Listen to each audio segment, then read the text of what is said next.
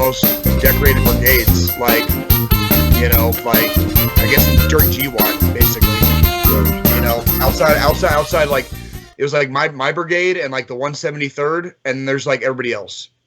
Like if you look at the Medal of Honor recipients and stuff like that, like second brigade 4ID is way up there as far as like accolades and shitty situations where common men did uncommon things, right, and rose above.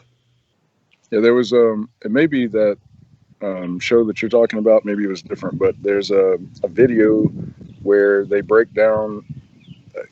It's the only Medal of Honor action caught on video. That's Tech Sergeant Chapman. That's Robert's Ridge. Yeah, that's that. Yeah, that's Tech Sergeant Chapman, and it was captured on video. That was intense, man.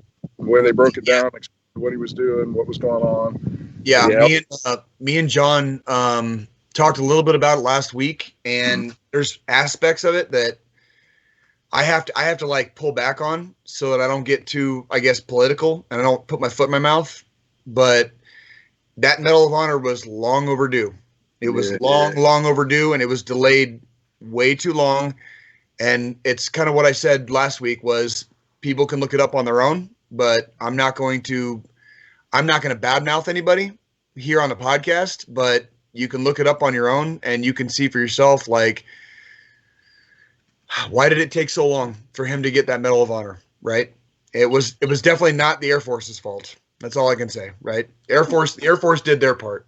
So, hi, John. Happy Easter. You're still muted, brother. You're still muted, homie. Whoops. I'm back. I'm here. Happy Easter, everybody. Everyone is festive. We hear the birds chirping behind Sean. We got the bunnies guarding Jay. That's right. It's a good day. It's a good day. You guys. It's a good day. You guys get festive this morning? It's a beautiful infantry morning, John. It's a beautiful infantry morning. Let me tell you. We're celebrating the blue, infantry blue.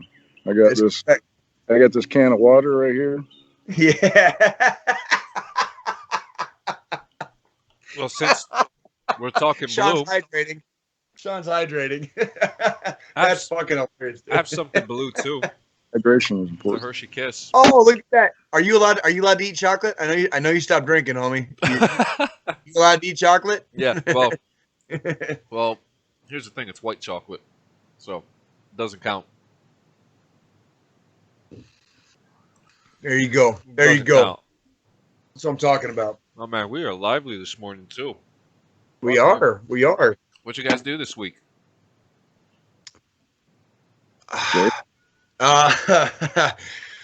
Well, I started a new class cycle. So we have another incoming group of young senior specialists and or E4 promotables, corporal promotables. So we started that. My beautiful girlfriend got to go to Las Vegas for a couple days.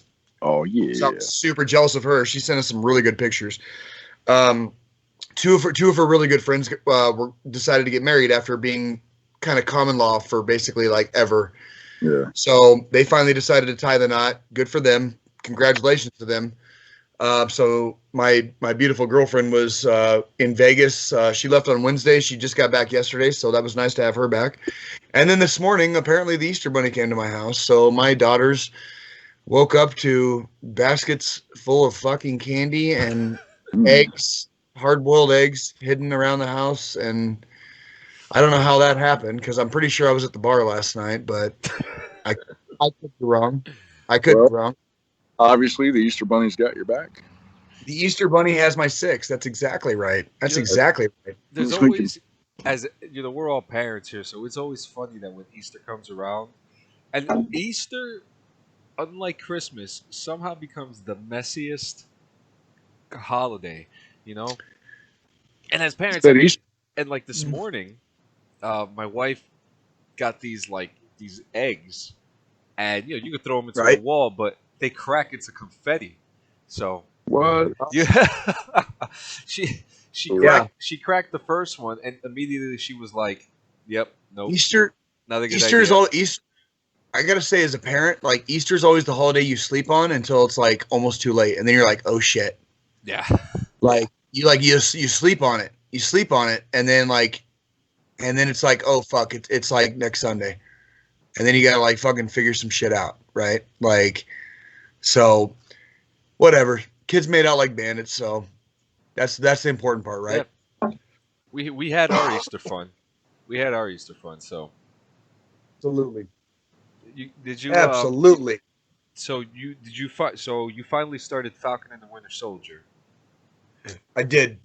I'm not caught up on the latest episode. I watched the first two back to back. Very impressed, John. I was very impressed. Like, I didn't really watch all of the Marvel Comic Universe movies. I didn't really need to be honest, because I can get the plot synopsis like pretty much off the internet and stuff. Did you already eat all that? I've You had fat fuck. I've had it since You yesterday. fat motherfucker. You fat fuck. Yeah, I'm shaming you. Fuck you.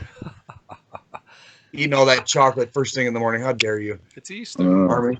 Uh, No, it is Easter. I'll drink to No, that. no. So the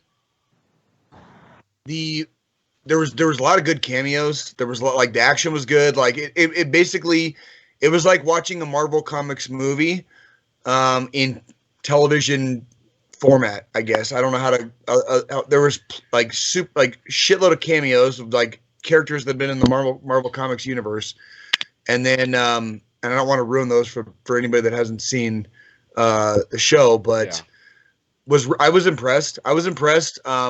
I know what you were talking about last week, talking about how they talk about, dealing with having been in the military, or, the after effects, basically. Like I got that, like I saw that, and that was definitely a good, and then fucking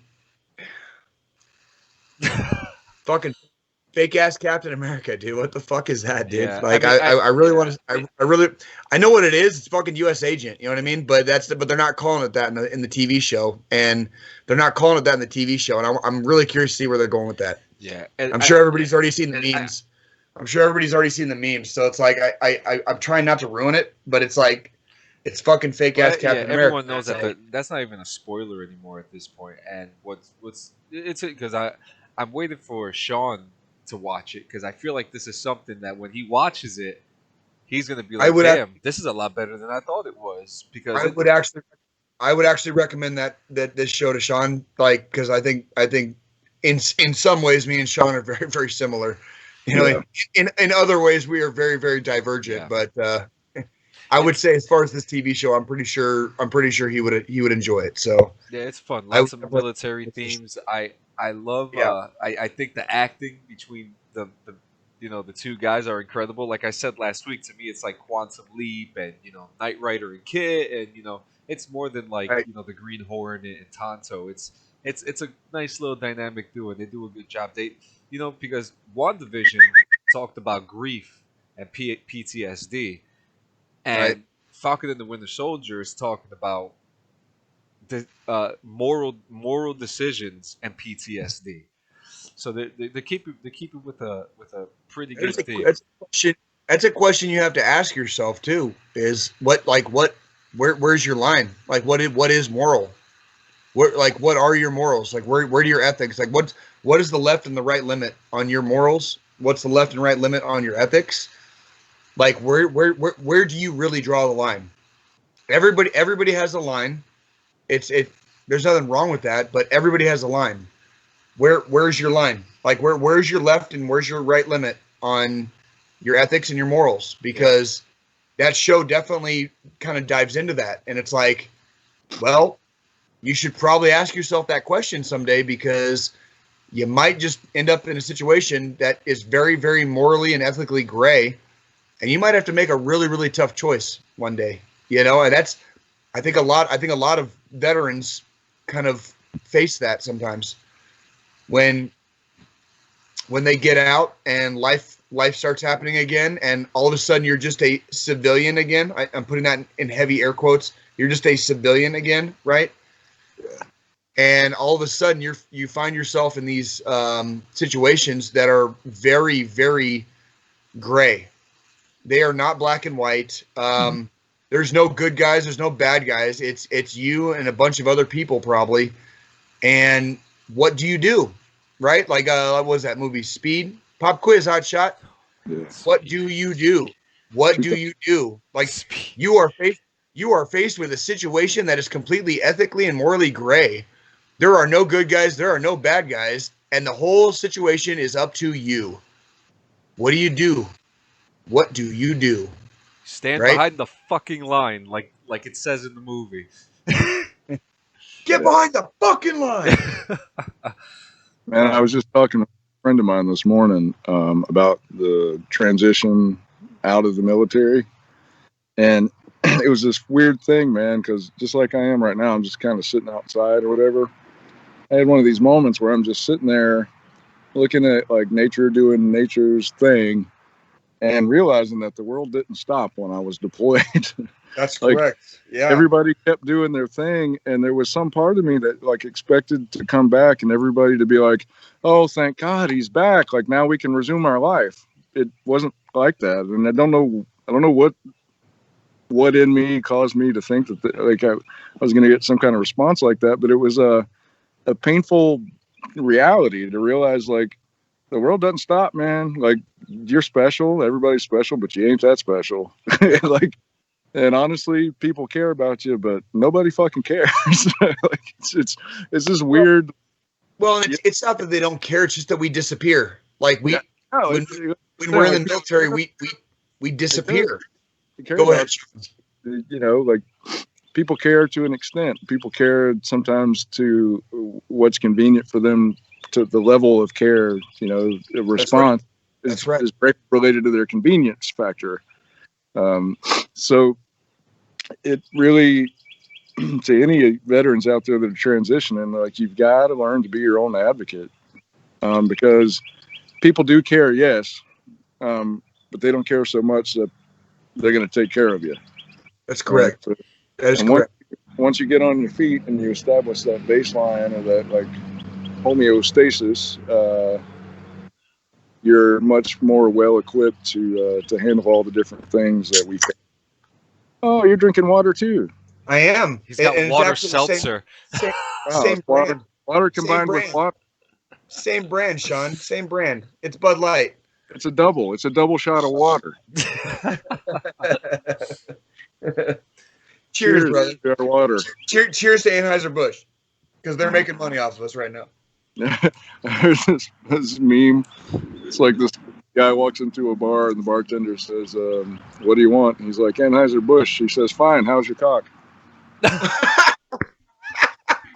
But what do you want to drink? Like, that's crazy. That's crazy. Bugging that. Good shit. Good shit. So Ronnie J says, Hispanic tradition with the confetti eggs. My wife does the same thing. Slap me silly because I had no idea that was a Hispanic thing. That's definitely a Hispanic thing. That is definitely a Hispanic thing. Like the piñatas, right? Shit. Yeah. They shit. Yeah, I you know, as a Puerto Rican male, you know, my wife is Puerto Rican as well. I had no idea that was a Hispanic thing, but we're gonna do it again and create an even bigger mess next year. Yay! You know.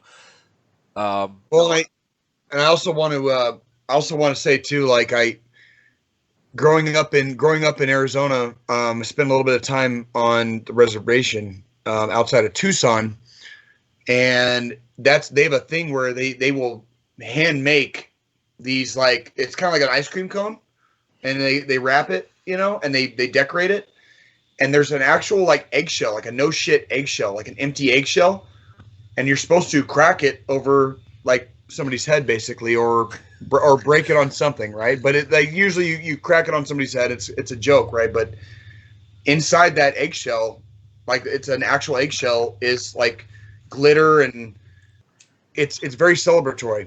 And funny story about one of the indigenous groups outside of Tucson, Arizona is there's a tribe called the Pascua Yaqui, and they were one of the only tribes that actually converted like willingly converted to Christianity when the Spanish came. And the reason they did that is because in their mythology, part of their mythology was that somebody was going to bring them a new religion. And that was like somehow made it into their mythology. So when the Spanish came, the Pascua Yaqui willingly converted to Christianity. And so every year they celebrate Easter. Easter is like a big, giant celebration. And they have a ceremonial thing where a bunch of the tribal members dress head to toe in black. They make little cardboard paper swords, and they walk and they kind of shuffle, and they kind of do like almost in cadence, like, and they walk, and people throw stuff into a pile that they want to get rid of.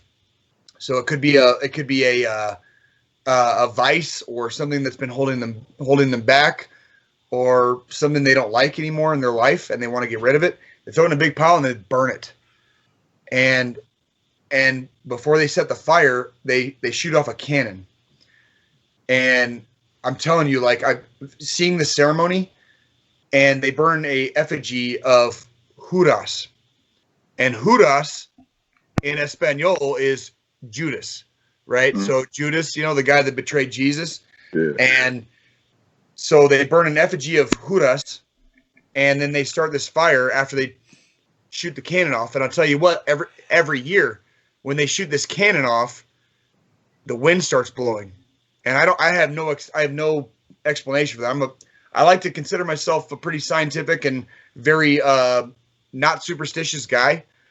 But I'm telling you right now, when they fucking blew that cannon off and they started the fire, the goddamn fucking wind just blew. It was insane. Completely fucking insane. And happy Easter, everybody. Happy Easter. And it's dude, go ahead, John. Go ahead. Ronnie J says, "God damn, Jay, the most cultured man I know. He used to spit out these same type of random cultural facts on deployment." Guilty. I'll fucking do it again. It's kind of like, with respect to that tribe you're talking about, what an unfortunate prophecy, man. Like, with the nature of man, how we get stupid on religion, they had to have a prophecy that says somebody's going to bring a new religion. Someone's going to bring a new one, right? Yeah. It could have been anything, man. It could have been. Now you're double fucked. Oh, what an awful prophecy. I know, right? That prophet should have been stoned.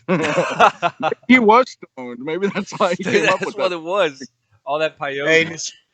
Hey, I want to say hi. I want to say hi to Nichelle. Nichelle, I miss you too. I'm sorry, honey. I had to quit Call of Duty. I'm sorry, but I miss you too.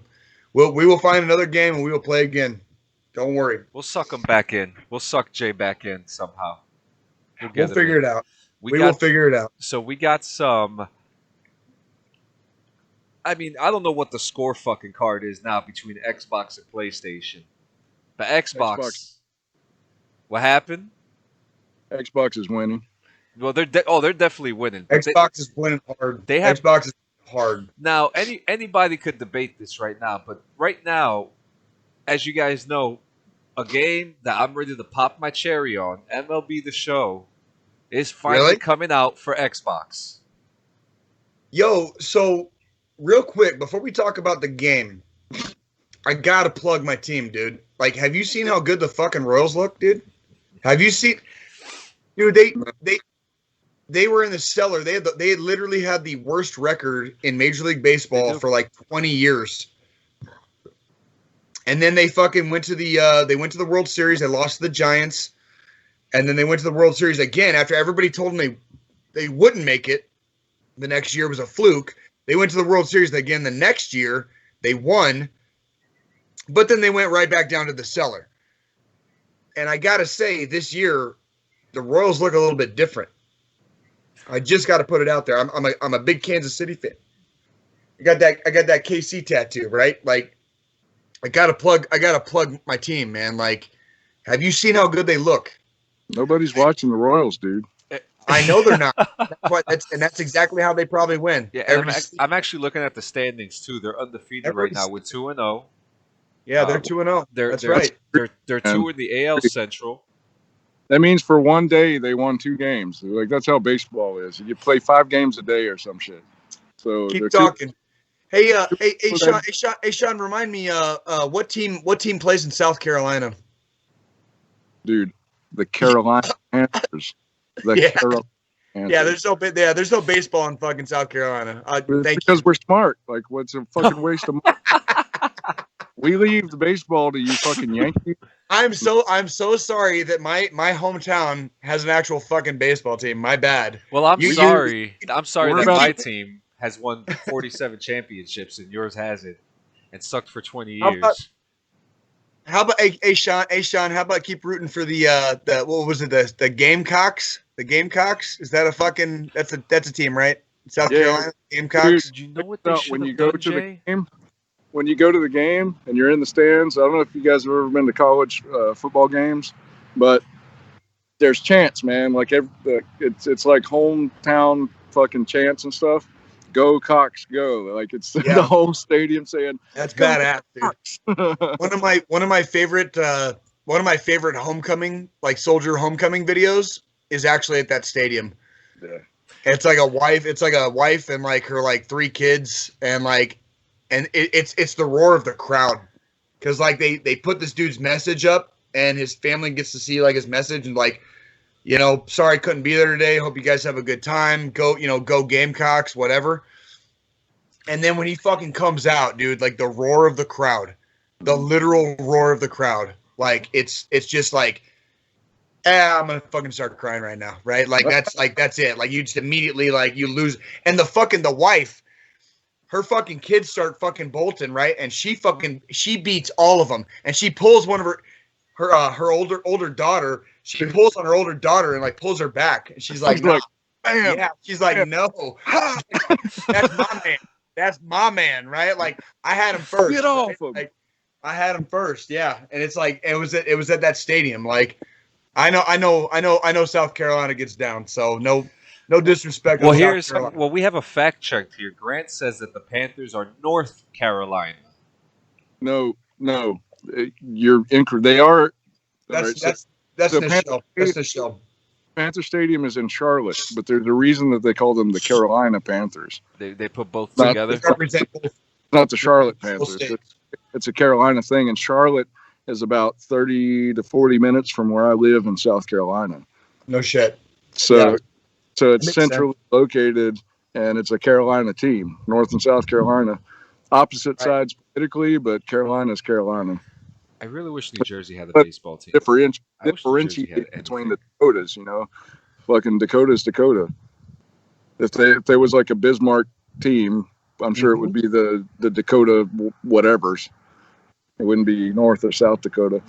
But so real quick about the Gamecock Stadium. So back in about, I want to say it was 2009 or 2010, I got an email from someone at the VA that said, would you be interested in going to a Gamecocks game down in Columbia? And I was like, yeah, I wouldn't mind. What are the details? Yeah. Well, I've linked up with this this group who's doing all of the stuff for veterans, and they want to have people just essentially what I did was I drove down to Columbia and I met this dude at this exclusive private Gamecocks club right outside of the stadium, where they got to pay a lot of money to get into this club, and it's all people who have a lot of money that went to that college, and they're what's the word, alumni.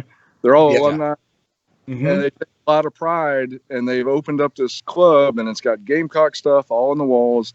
They've got a legit bar. Everything was comped. Everything was free. And when it was time for the game to start, they threw me in a golf cart and drove me to the stadium. And I had like end zone, probably about 5 rows up. What? It was awesome, man. I felt so special.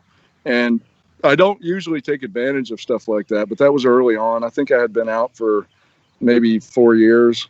And it was a really turbulent time for me at that time, because it took a long time for me to get my head on straight. And at that time, my head was not on straight. So it was nice to have a little bit of a reprieve from reality. Sean, how old were you when you got out? Just out of curiosity. Let's see. I was 27. Okay. Shit. Okay. And how long had you been in at that point? 3 years. 3 years. Yep. I joined when I was 23. Okay. And turned 24 in basic, 25 in Afghanistan. But it was a good experience to, I guess, have I don't know what you would call it, the appreciation maybe. Yeah, so one of the things I benefited from about being older, because the average age of an infantry soldier is about 17, 18 years old. So most people join young, and I Right. joined already as an adult who, I'm sorry, I just got a text from my girlfriend going, Bud Light, what the fuck?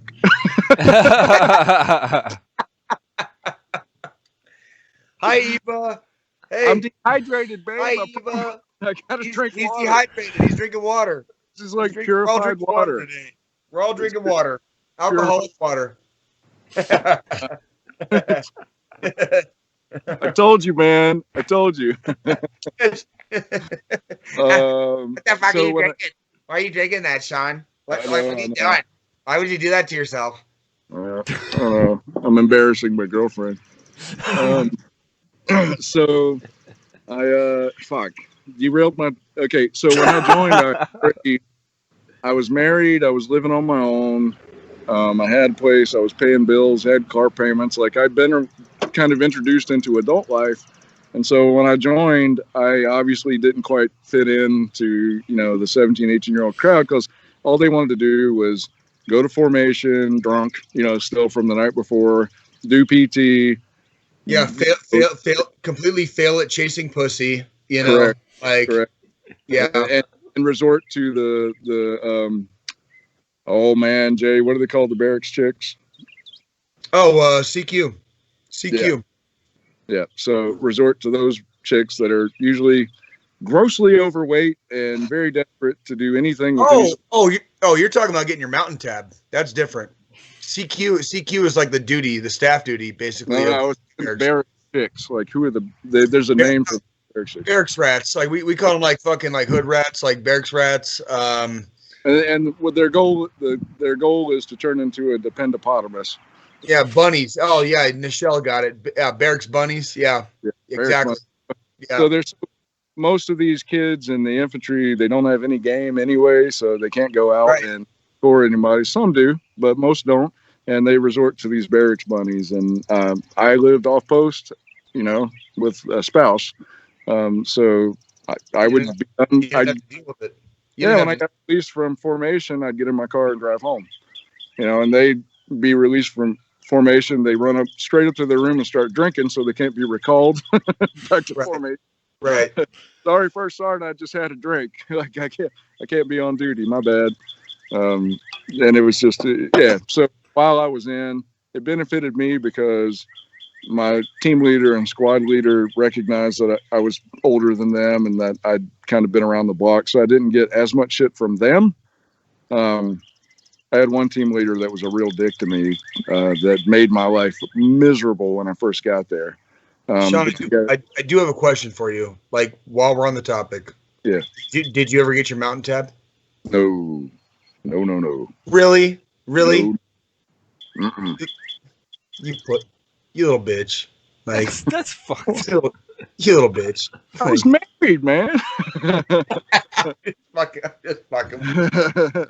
I'm just. But I'll tell you what, though, I did right before deployment.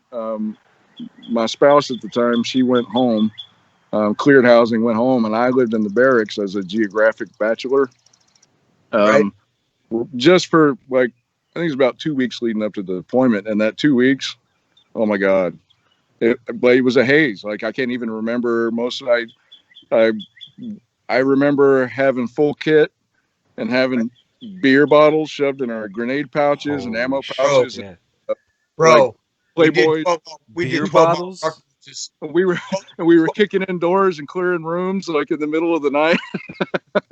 Dude, like with beer bottles in your pouches. Yeah, man. Yeah, absolutely. And John, imagine doing like a 12-mile ruck march for like PT, like that's your PT, for the day, but you are like so hung over. You're basically you're still drunk. And imagine doing a fucking 12-mile ruck march like that. Like, we're like, it's probably better that you are still drunk because at least then you don't feel it, right? And you just go. And you just fucking go. Like, and there's no... I had one experience, my first experience of showing up to formation drunk. Been up all night. I didn't get any sleep at all. And I was hammered. But it was starting to wear off. But it was that small window where you start to feel a little bit better while you're standing in formation, but then the hangover kicks in after formation. Just so happens that day, our goofy first sergeant, who, by the way, just to give you an idea of his mentality level, which is very low,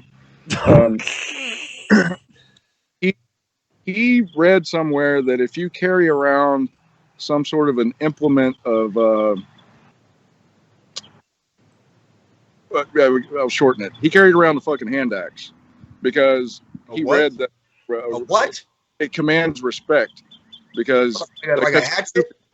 Yeah, that's how stupid and insecure he was because he was the fucking company first sergeant. Yeah, what a pussy.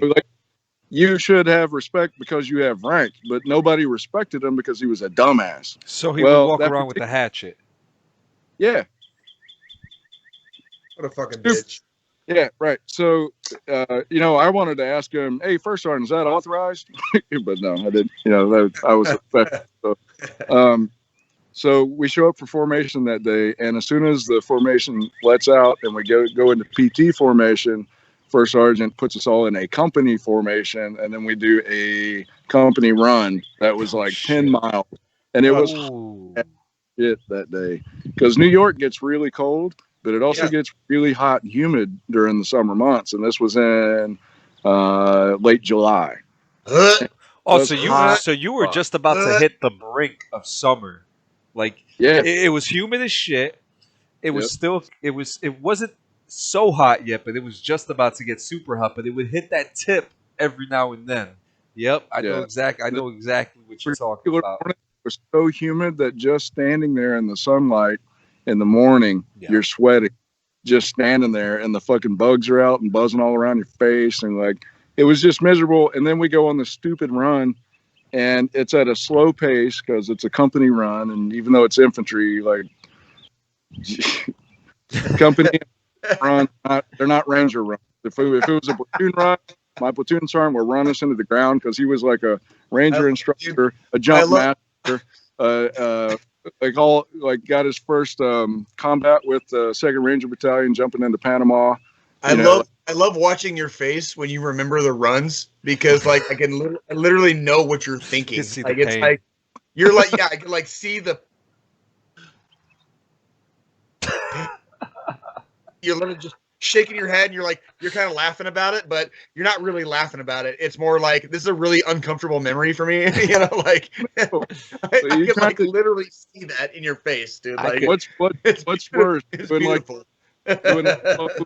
worse, doing a slow trot while like Sergeant Fuckface is calling off the worst cadences ever, or C-130 rolling down the trap, ain't got no rhythm. He's telling everybody to every other foot hits the ground. Like he's the dude at a bar at a band concert that claps on the 1 3, which musicians will get that. Never clap on the 1 and the 3.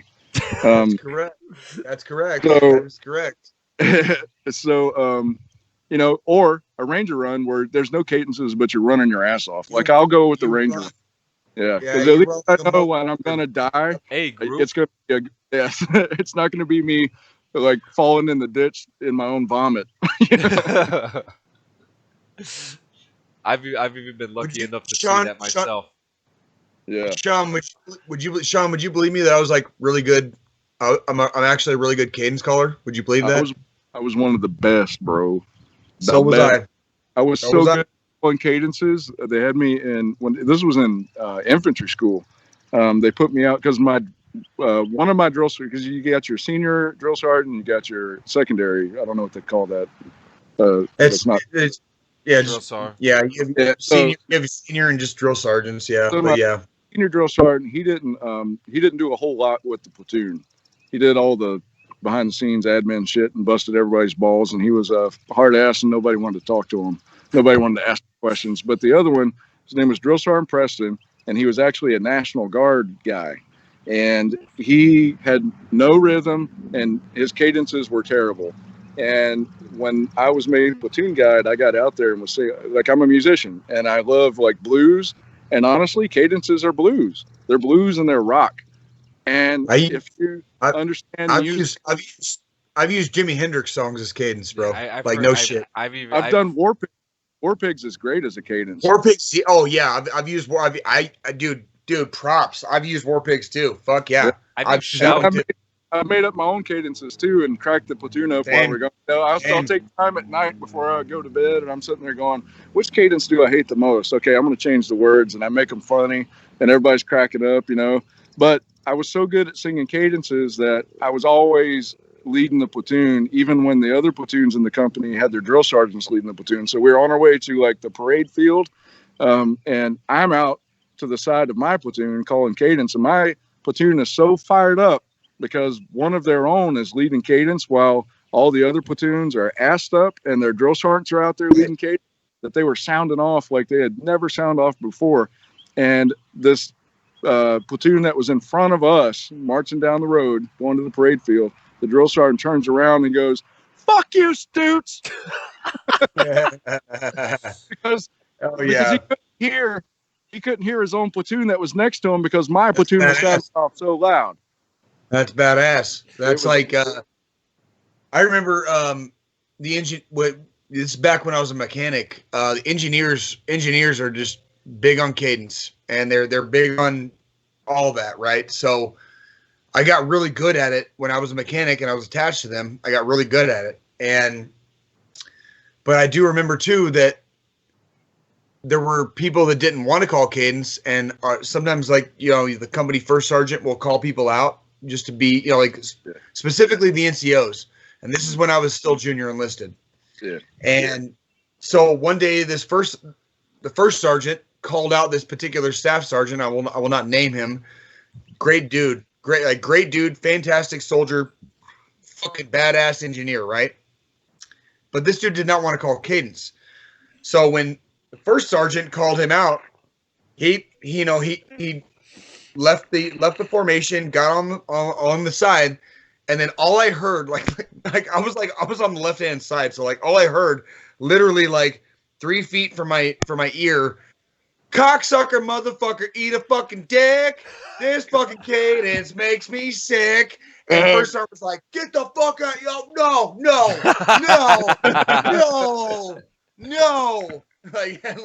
And just kicked him the fuck out of the cadence. You know what I mean? Like just kicked him out. Like that's an EO complaint waiting to happen.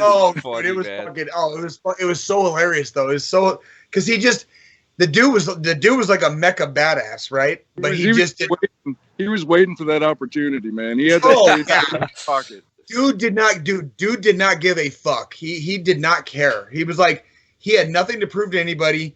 He was already a staff sergeant. He didn't fucking care.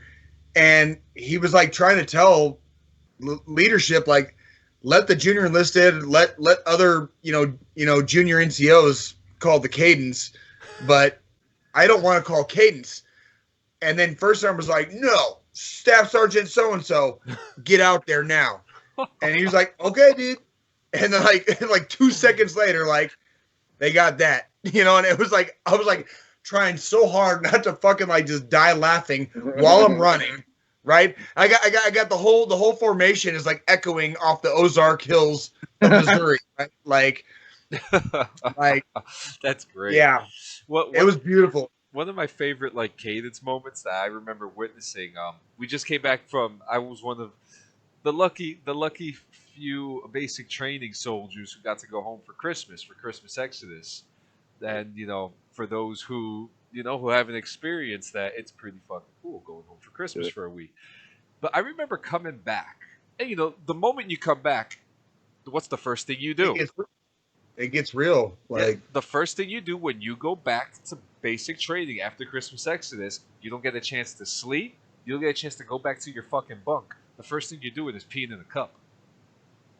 So I remember, yeah, yeah, yeah, yeah. yeah, yeah, yeah. So That's right. Yeah, yeah. and I remember this so vividly. One of the guys, it was his first time doing cadence. Scholt, really nice guy, and he starts doing the cadence, and we just finished pissing in the cups and everything, and he starts, when I pee in a cup, there's a drill sergeant there. Yeah. So he goes on and he goes on, and then we're all looking at the drill sergeant like, oh shit. And you see him, and it was the only time that we got to see our drill sergeant crack a little bit. It was a really cool fucking moment. But you know, cadences are special because for some odd reason they stay in your head forever. Yeah. And all the worst one, and all the bad ones stay in your head too. Like what's the one? Hard work, man. Yeah, Hard work. I always used to love like when everyone would come together during the airborne chant, and they would the airborne, and then you would have the other group that part. You know, you would have like the two doing the you know, those were probably for me like some of the more personable moments that I enjoyed while in is doing cadence because there was just, you know, a fruitful feeling of organization and togetherness, if that's even a fucking word. There was my favorite cadence was one that I heard in basic, and then I kind of carried it from basic over to AIT because our AIT squad leaders would let us call our own cadence, and then I carried it into the active duty, and it was a little bit more of a somber cadence, and I will never forget it. Like it was just like sitting on the front porch, listening to the music on the radio. Got a letter in the mail. Go to war, go to jail. I told my daughters not to cry, but I had tears in my eyes, and now I miss my baby. Listening to the music. Oh man. Sitting on the front porch. You know, like it on and on, right? Like and you can use like all the fucking, you know, used to eat at Mickey D's, you know, now I eat MREs, you know, like used to drive a Cadillac, now I'm rocking on my back and yellow, just it goes from there. Yellow bird on the windowsill. Oh my god. Oh yeah.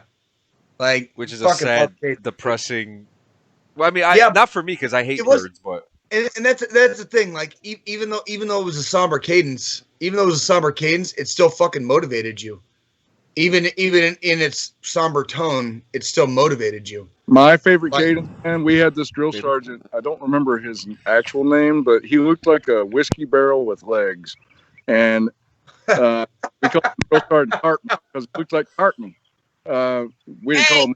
Hey, respect my story time. But he was like, he was legit, and like nobody fucked with him because he only got pissed a couple of times, and he ate our fucking lunches. Like everybody knew he was cool as hell. Just don't talk to him and don't piss him off. But he could also, even though he looked like what he looked like, he could run you into the ground. It didn't matter. Like he had these little tiny legs, and they would just go. Anyway, he didn't call cadence often. One day he gets out and we're running, and he starts going, napalm sticks to kids, napalm sticks to kids. And we're all, sticks to the bellies and it sticks to the ribs. It's horrible. I love it. Napalm sticks to kids, stick to the bellies and it sticks to the ribs. That's right. That's right. It's so crazy. He's the one that sang the first time I ever heard. It was like, going to the mall where all the kiddies shop. I pull out my machete and I begin to chop. Left, right, kill. I'm like, yes. Going to the schoolhouse where all the kiddies learn. I pull out a lighter and I begin to burn. Left, right, kill. Yeah. Love it. Yeah. Love that shit. I love the violent, gory cadences. They were my favorite. Cadence, and then you always get that one that one guy that that has soul in his voice, and Yeah. Oh yeah. he starts That singing Oh was shit. Staff Sergeant Davis would get out there and he'd be like, when every other left foot hits the ground, all I want to hear is that "hoo" sound. So we're like, 1, 2, who 3, 4, "hoo, 2, who 3, 4, hoo." You got a whole company one of fucking my bar, and then we get the hand claps going in between yeah the barks, and then he starts singing some fucking brilliant soulful one of cadence. one of my favorite things to do was a freestyle cadence. So like you get the whole formation saying like 1, 2, Yeah. 3, 4, 1, Yeah. 2, and then Yep. in between the formation calling out the numbers, you'd be like, here we go now, Right, Sergeant right. Campbell now dropping knowledge. Oh, Oh, 1. that one, yeah. And just freestyle. And I could just freestyle and say whatever the fuck I wanted. Like, and it was badass, dude. It was bad fucking ass, dude. Like, especially when I was the infantry. I don't know why the infantry got away from cadence, but like when I reclassed, like nobody wanted to call cadence. Like cadence was like Damn. cadence was like uncool. That makes But no sense, man. in the engineer world, they loved it. And so when I was a mechanic, I used to go out there and just fucking literally freestyle. Like literally just freestyle. I'd be like, here's your breathe in. Take your breath now. It's okay. Yeah. Ho, 1. You know, like, and then just go. And just like, and everybody would get fucking motivated. And like the echo off the fucking Ozarks, Mhm. you know, when you got like 200 literally 200 people just shouting at the top of their lungs in a run, and you get motivated, and it drives you, and it gives you that energy, and you make it through the run. You know, like it doesn't matter how tired you are, it doesn't matter what you did the night before, you make it, and it helps. That You know, cadence really does fucking help.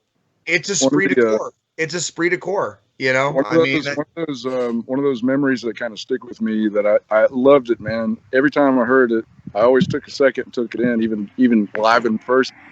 But when um, you're on post in the morning, like people start their runs at different times. You know, like our infantry battalion was over by Devarty Division Artillery, and like we're next to another infantry battalion. Another infantry battalion headquarters was just down the road a ways, down Reaver Ridge.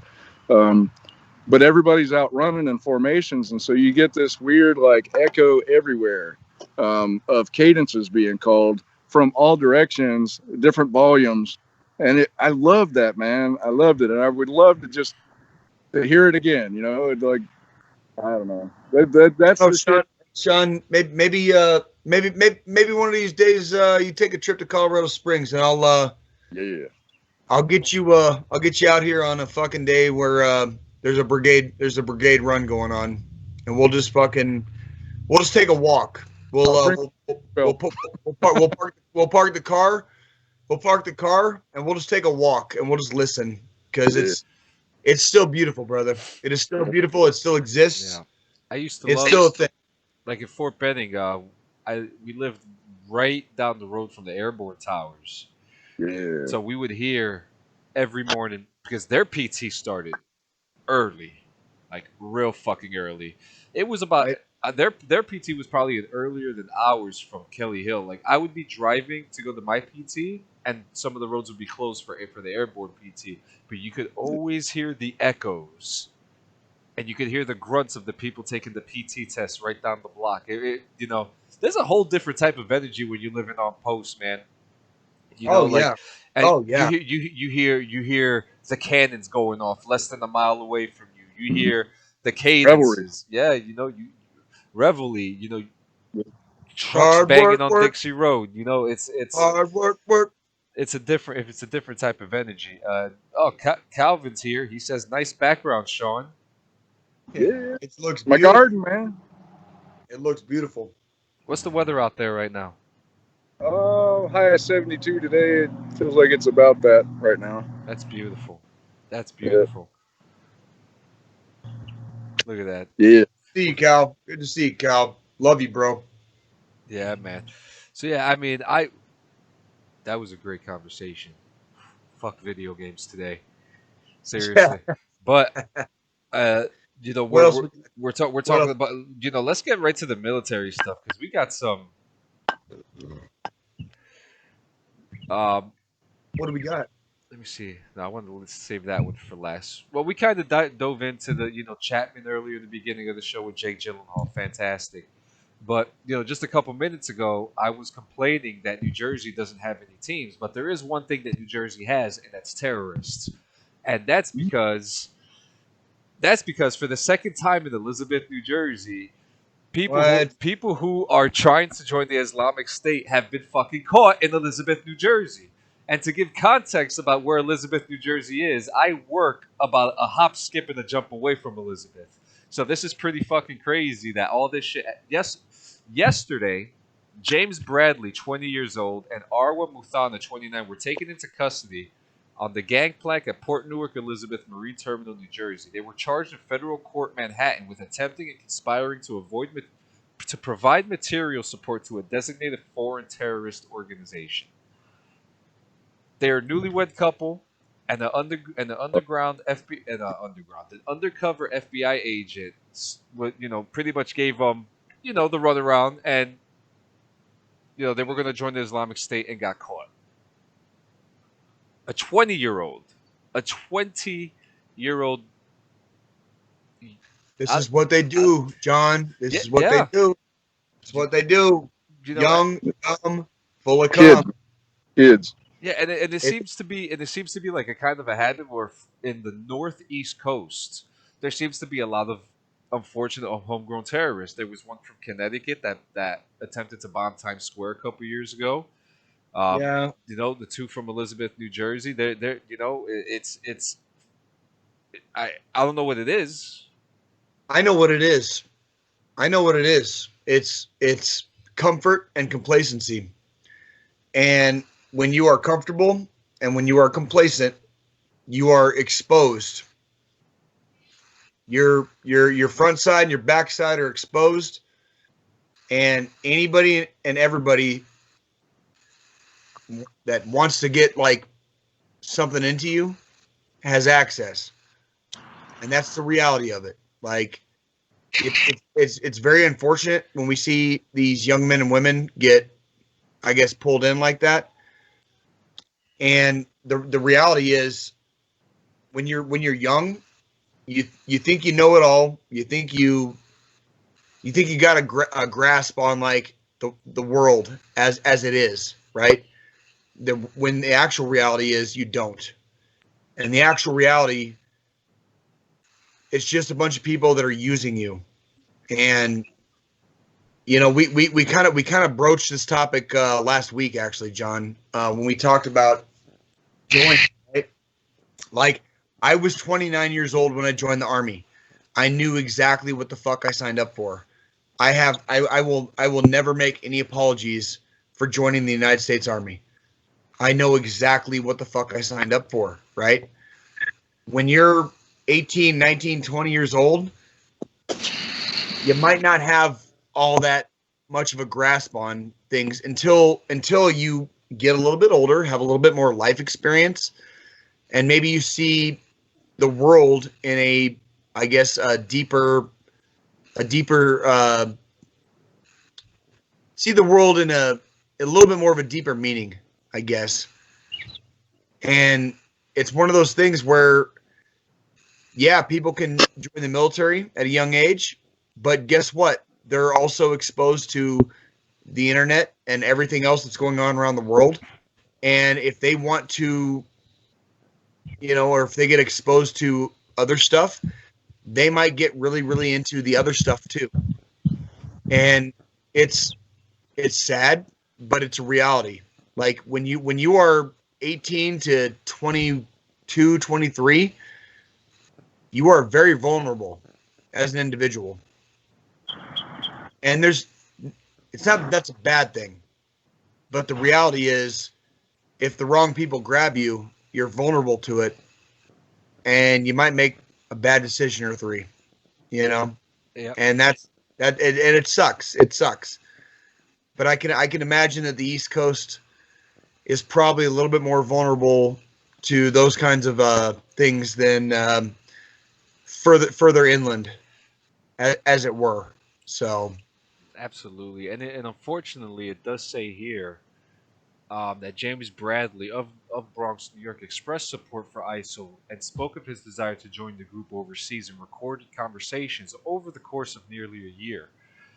He also spoke to the undercover officer who led him to the ship about potentially attacking the United States military academy at West Point. So this is big. You know, we this could have been, if it wasn't for the other undercover officer who it doesn't really go into much detail about how they found them or anything like that, but just the fact that they were able to find them and get the job done to make sure that the attack didn't happen is is pleasant to hear. What's unpleasant to hear that this is not going to be the last time this is going to happen. Yeah. yeah, Yeah.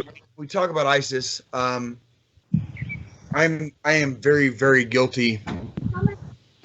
I don't have that many arms. Baby, just help us out. Close my door, please. Thank you. Sorry, I had to talk to my daughter for a second. Um, I'm very very guilty of something that is, I guess, probably semi-common. I don't want to say it's like common, but it's probably semi-common, and it's watching. And when ISIS was at its height, and they were releasing all those fucking high def videos of people getting their fucking heads cut off and wrapping fucking det cord around dudes' necks, and executing them by blowing their heads off with det cord. Um, put it right there. Just put it right here. Just put it right here. Sorry. And thank you. I'm guilty of being a watcher. I wanted.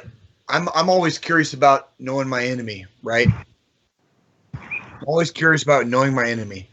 So whether it's fucking ISIS, whether it's China or Russia, whether it's North Korea, whether it's Iran, um, I've always I want to know my enemy, right?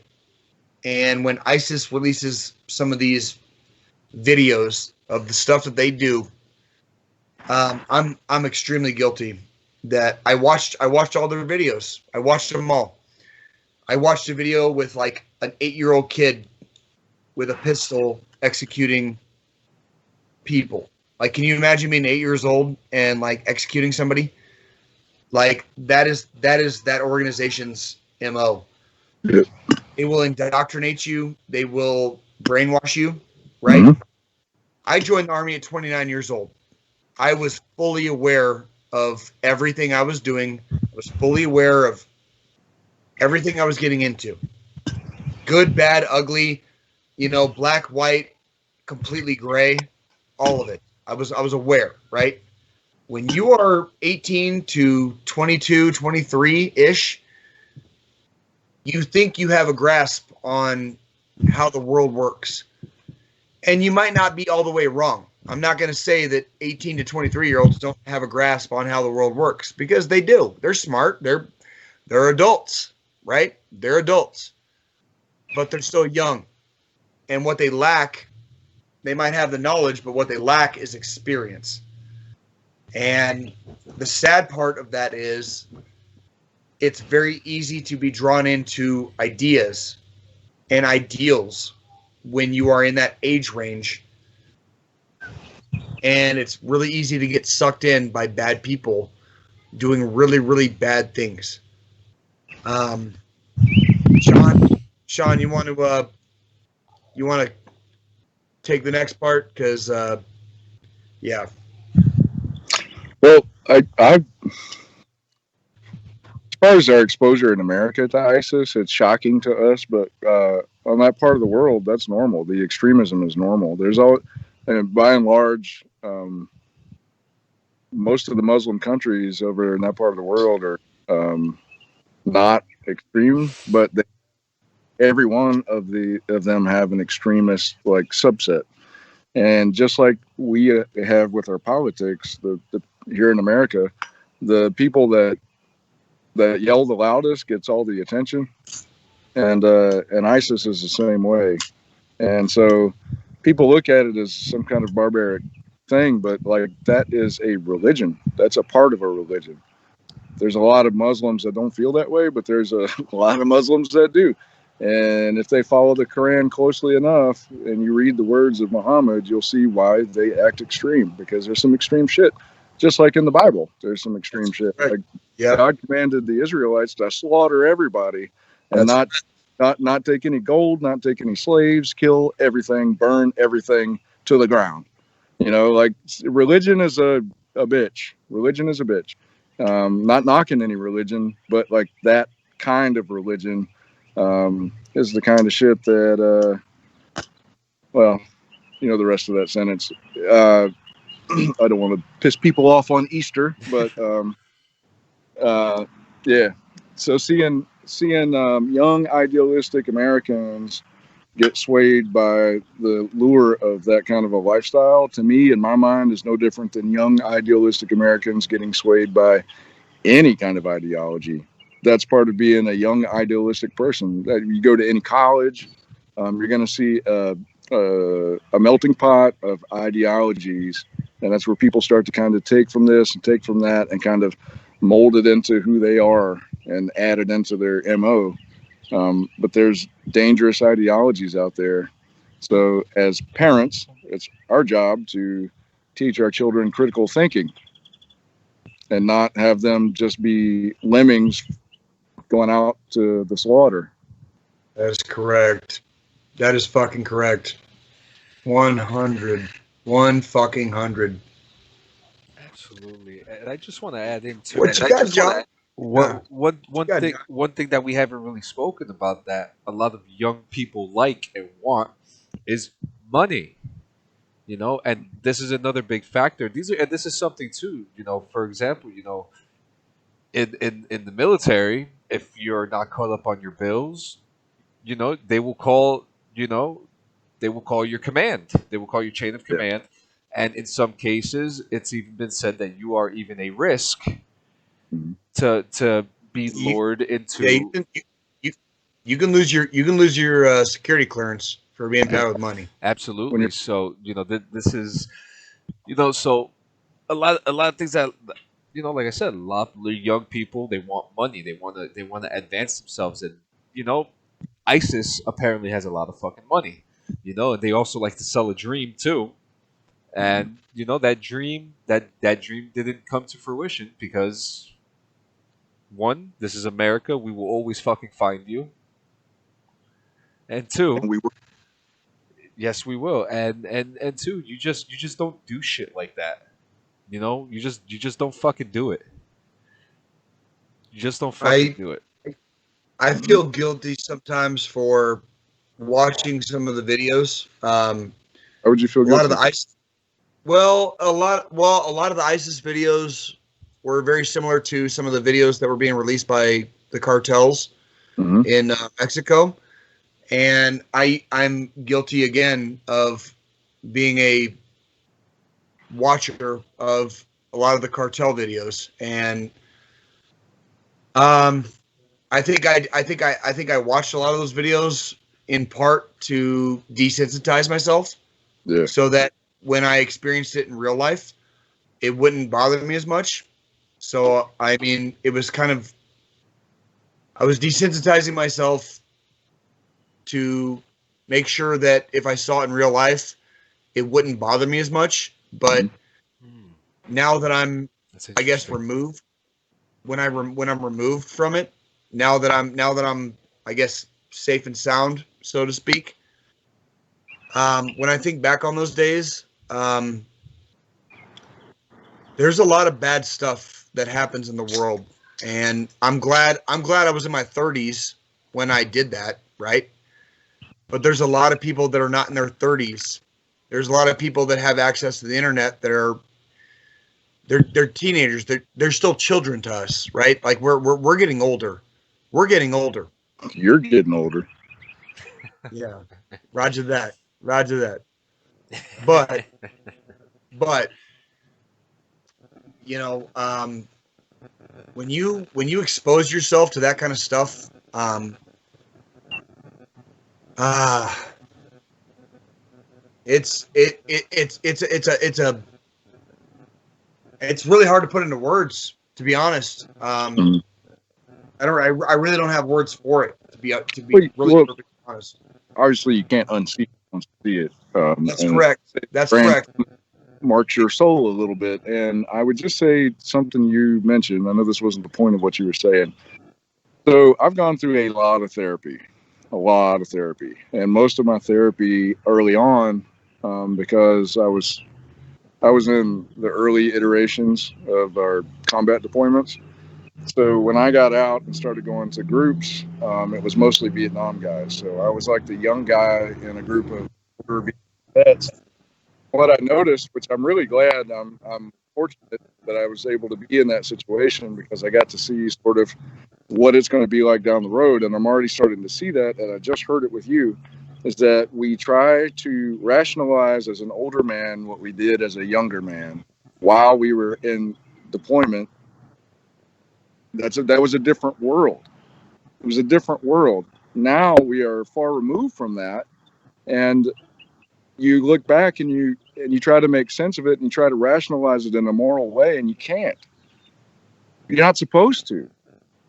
That is a different day. That's a different life. You can't sit around and beat yourself up for doing what you were supposed to do. That was your job. Unless you were like raping and pillaging and fucking, burning down villages because you're mean. If you weren't doing that, you were doing what you were supposed to do. You were sticking to the rules of engagement. You were going in and, whatever the mission was. You can't now, like for me, almost 20 years removed, rationalize anything. 20 years later, I'm a different person. I'm a wiser person. I've lived a lot longer. I've learned a lot of lessons. So obviously, there's a reason why our military is made up of young kids and not a bunch of old fucks. That's right. My age, we're retiring. They don't want people like me who can look back and make moral rationalizations. They don't want people like me in there. They want young people who are full of fire and, brimstone to go in like a wrecking ball and tear shit up and do what they're supposed to do. That's what kids do. That's exactly right.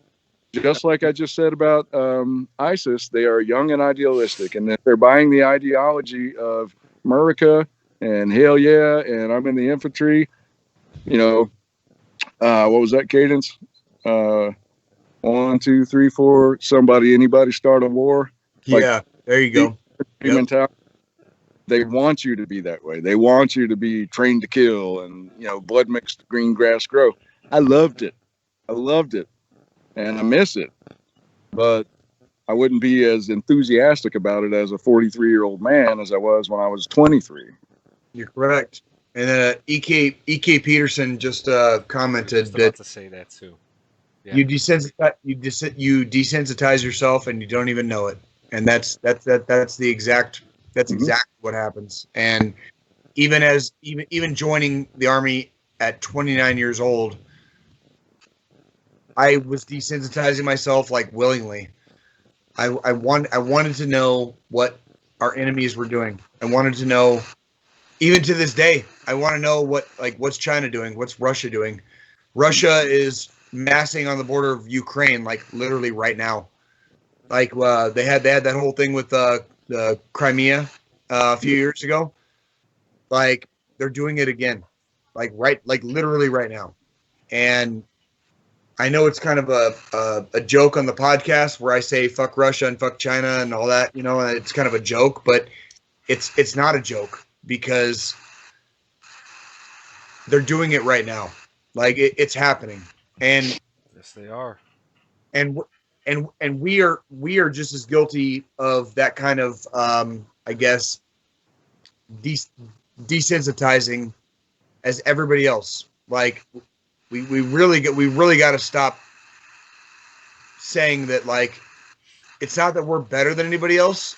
It's whose ideals are going to make it. Yeah. Like we have been along Yeah. with Russia up to the end of the Cold War. We've been the world superpower since the end of World War II. And then when the former Soviet Union collapsed, we became the only superpower in the world. There are other countries rising, and we have to realize that. And are we willing to shed the blood of the next generation just so that our ideals come out on top? And that's the real question.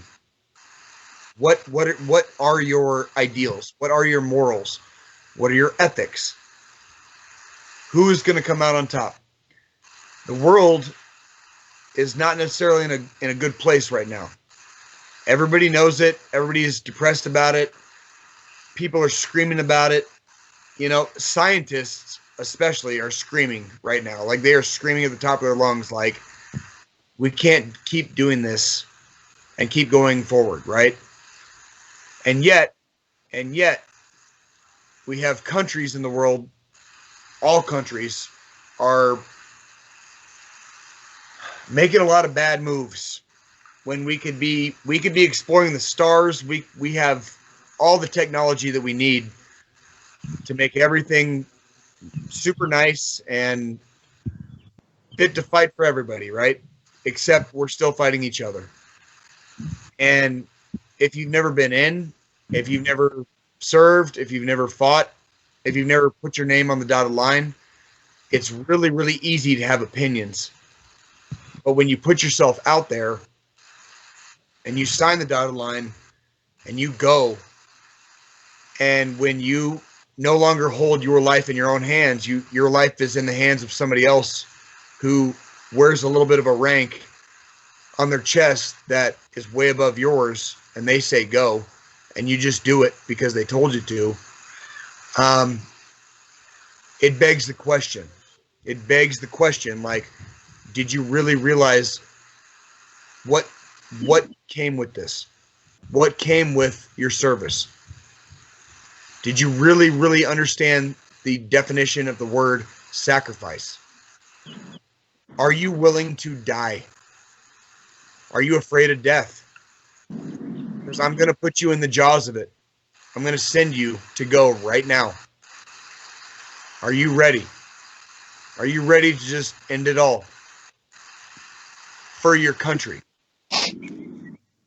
And that's not just our country. That's every country around the world. Every country will tell their young men and their young women the same exact thing. Are you willing and are you ready? Well, dude, you gotta, not you, the collective you, I guess, the collective Right. we got to understand that, uh, young people are a resource for our government. All governments, like you just said, they all have their different way to spend patriotism. Some legit, some not legit. Like some of the Far East countries, they're a little bit more like you're going to do this and you're going to like it, Right. you know, or What's you happening? have shame or whatever. But there are different levels to this world.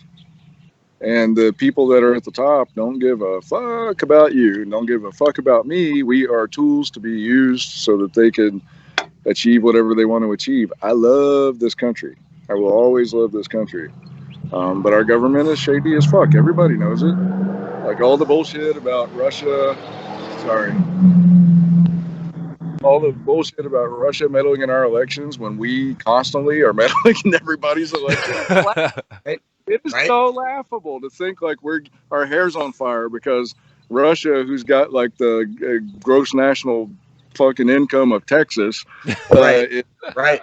is like fucking up our. Please, we fuck up our own elections and we fuck up everybody else's elections. That's what we do. That's what we do. We're America. Team I know. America, You fuck remember? yeah. Remember? Yeah. You remember that scene on Titanic in the very beginning where Leonardo DiCaprio, he's late, he's almost about to miss the ship, and they're checking all the poor people for lice, and he goes, "It's okay, I'm an American," and then he runs through. Like that's Right. like I'm That's American. it. I don't have lice. That's I'm an American. Hey, You know? American. I remember seeing. We're the good guys. remember seeing I don't know if it was a made-for-TV movie or an actual movie. There was a movie about a coup, like a military coup in South America. It's like an 80s movie, like a no shit 80s movie. And this guy said he was like part of the media, and his buddy was like, "Hey man, we got to get out of here." And he's like, "It's okay. I'm an American." And then later in the movie, and like it's like burned in my brain because I saw it as a child. And then later in the movie, his buddy finds him in a pile of bodies, like dead, like because he got caught up in the coup, and he was executed, and it's one of those things where like I don't even know how to put it into words or like really what I'm trying to say other than life is short, and we live on this little tiny blue ball floating in space, and it's super unfortunate that in 2021 we are still caught up in like tribal bullshit. The Chinese culture is a beautiful, amazing culture. The Russian culture is a beautiful and amazing culture. The Korean culture, North and South, beautiful culture, right? Iranians, Persians, Iran is the remnant of what used to be the Persian Empire. Persians have a beautiful culture, right? So do we. America's got a fucking great culture. Americans, 240 plus years strong. We have a beautiful culture. Why in the fuck are we still fighting? It's so ridiculous to think that we are this smart. We have this much technology. And in 2021, we are still just at each other's throats. Like, why? Yeah. Like, why? You know what I'm saying? Like, why? Yeah. It's ridiculous. Have to and those of us that choose to serve and choose to fight, we know we kind of know in this day and age, we know what we're getting into. I know in previous generations, they didn't always know what they were getting into. We choose it now. We get to choose it. We're an all volunteer force in this country, so we choose it now. You made the choice. It's your fault. You signed the dotted line, right? Like it's your fault. But at the same time, when you get a little bit older, when you start seeing things, in a bigger picture, and like Sean was saying earlier, and Sean caught on real quick to it, yeah, you start asking why. And that's why they choose the young, because the young don't ask why. The young just don't. Too much idealism in their blood. And we're young people. We're just, got our adult bodies and still have we have an almost adult brain. Yep. It's young, man. It's young, and yeah, fuck. Yep. I just want to give a quick shout out. Hey, Drew, we love you, brother. Like, it's good to see you too, man. I'm glad you're back home, dude. Like, it's always a pleasure to see you, homie. So his streams have been catching fire, man. Good. And I want to see my brother succeed. Are you kidding me? I want to see my brothers. Oh yeah, man. He's killing the game, man. And that's what we're here for. We're here to help each other succeed. And period. Now, before we hit the final thoughts, I have one more. And as an active duty NCO, this would piss you the fuck off. Sean, I know you have a strong respect for weapons, so I know this would piss you off.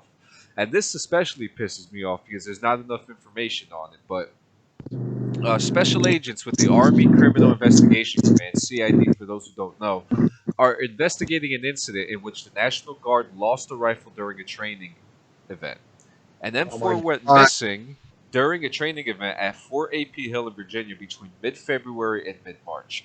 It's unclear why CID officials will not disclose the specific date the rifle went missing, and they also did not respond when asked about the unit responsible or whether the rifle was equipped with optics or additional attachments.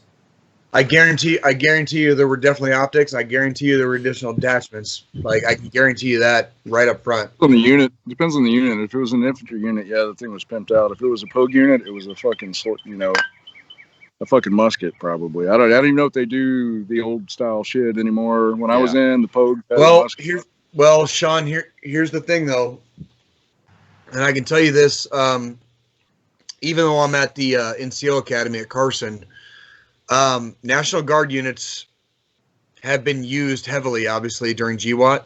Mm-hmm. Even support units have started getting plussed up, I guess, on their shit. Yeah.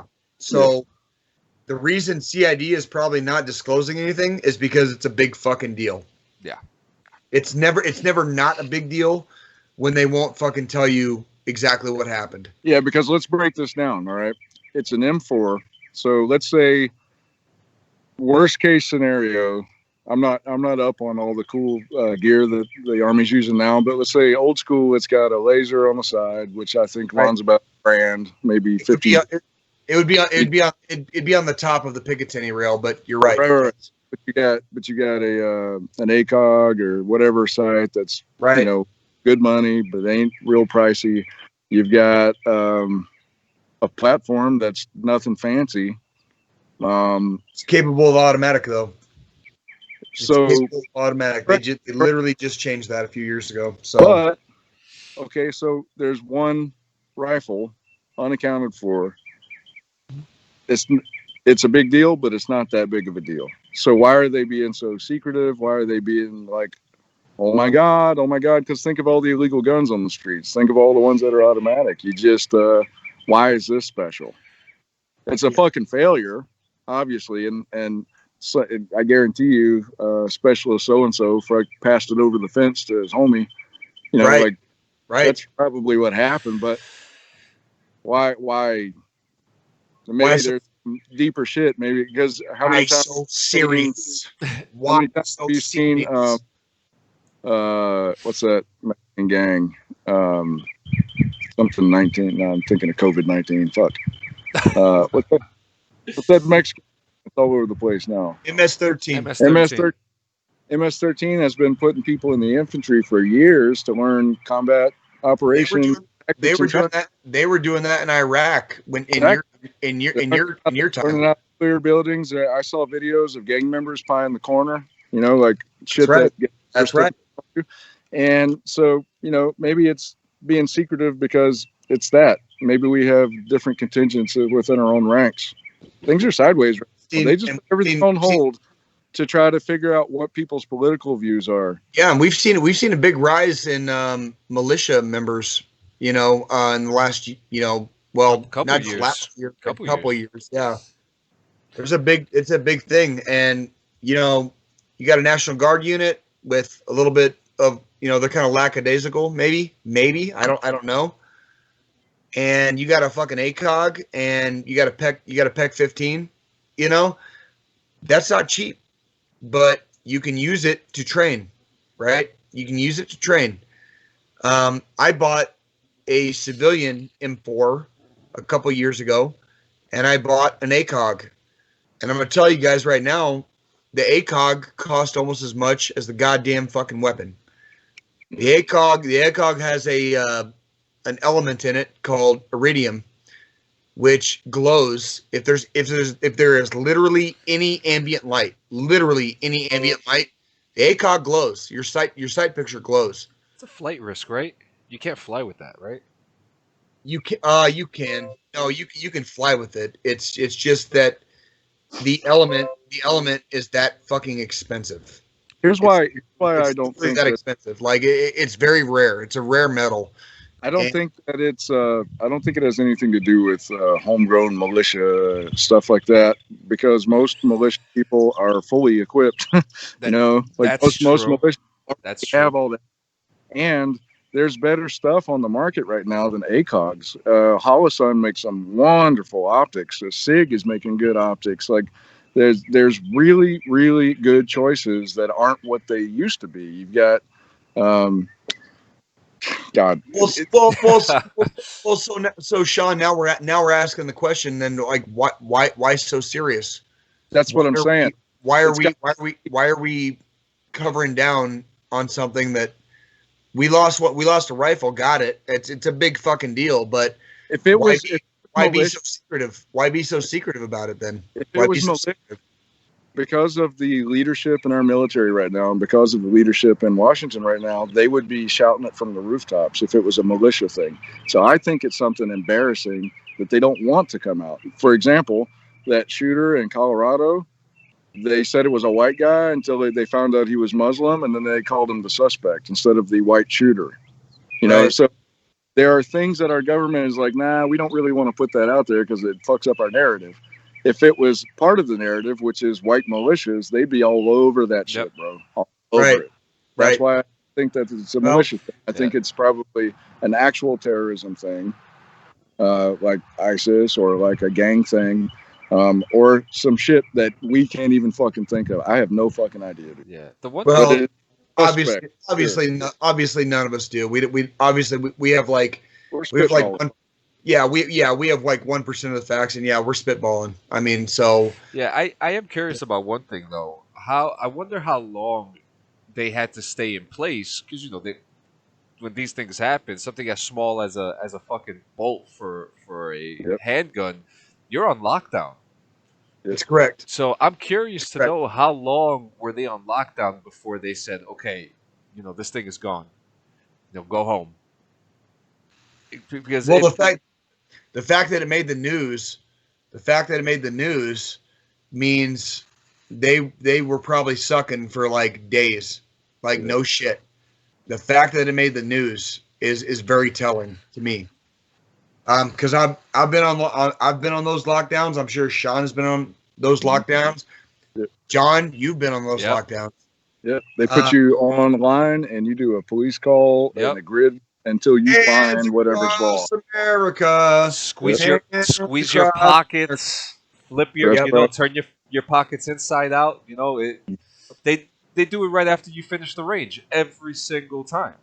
I remember one of my when I went to Fort Chaffee when I was a mechanic with the engineer outfit I was with, and when they discovered that one of the 249s did not have the firing bolt, and so like I remember just hearing next door because like we hadn't gone out to the actual field yet. We were in the hard stand barracks. I remember hearing the engineers next door just getting fucked up. I'm talking like that was one of the days I was happy to be a mechanic, right? Because like our platoon wasn't getting fucked up. Every engineer in the company was getting fucked up. Like bad, right? And then you know what they discovered? You want to know where the firing bolt was? In the goddamn armory room. That's correct. They fucking handed a private a 249 minus the fucking firing bolt. Yep. As if you fucking expect a private to know when he gets handed a weapon to fucking check and make sure fucking all that shit's there, right? Supposed to. I lock and clear every time I get a weapon.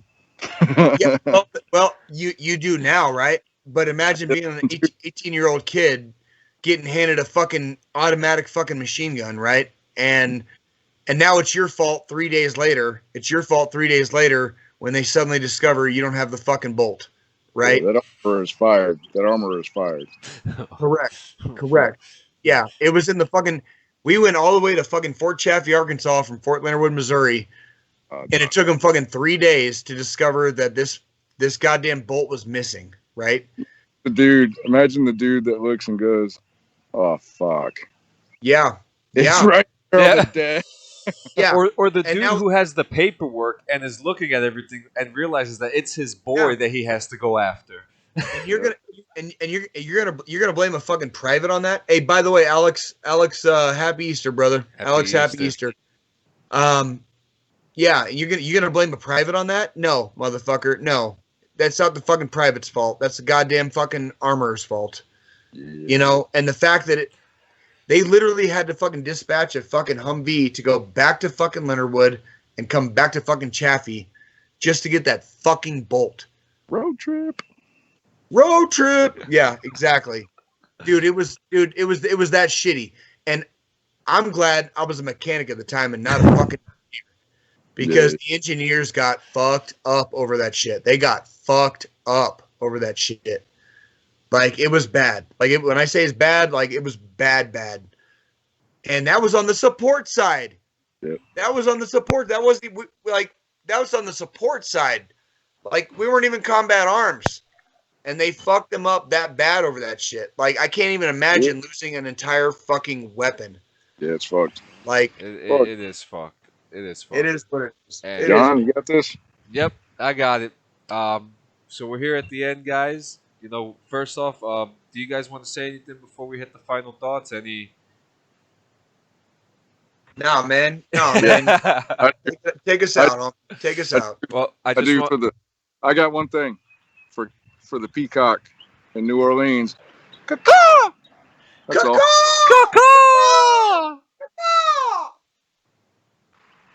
You know, I just want to say thank you. We're about to hit a year, guys, and we've been nothing more than grateful for you standing by us and being there with us, laughing with us, crying with us, being angry with us, clickbaiting with us, all that shit. Thank you. 22 a day. Even one is too big of a fucking number. We have to change that. We have to be there for our brothers and our sisters, our grandfathers and our granddaughters, our mothers and our fathers. There is someone in your family who is going through it right now. We understand sometimes it's hard to talk to the ones who are closest to us, and sometimes it's harder for us to talk to someone who are outside of our circle. But you have an option. The National Suicide Prevention Hotline is 1 800 273 8255. You have the option to chat with them too if you don't feel comfortable with talking on the phone with them. This is something that we promote every single week. We are all that we fucking have. And we have to make sure that we stay up top, up on top of that mountain, being better influences and inspiring the world of what else we can do. We have a stigma. A lot of people know the good side, a lot of people know the bad side, but a lot of people only want to know the negative shit. It's only up to us to show them that we are capable of being there for each other and helping each other and loving each other and respecting each other. Because there's nothing more important than having all of that put into one basket. Keep your hands to yourself. Nothing good happens after midnight. Keep your weapons on safe. Yeah. And have a good fucking Easter, folks. Happy Easter, everybody.